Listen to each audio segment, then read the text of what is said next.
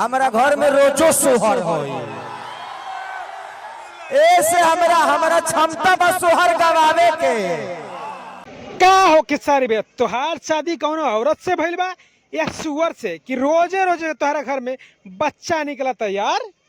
हम दावा ठोक के कहतनी कि मरियो जो है तो ओकरा घर में सोहर ना हो।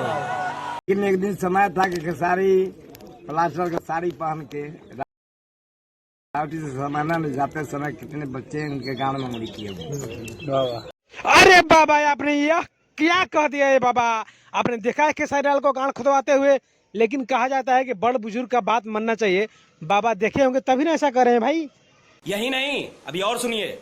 कितना पैसा वाला स्टेज पर से उतार के आया गमछी पिसा का खेसारी के गांव मरा होगा। अब जरा बर्दाश्त करे के ऊपर हमारे के कोई कुछ बोलेला तो हमारा फर्क ना पड़े। फर्क कैसे ना पड़े कि बर्दाश्त करे के क्षमता बा।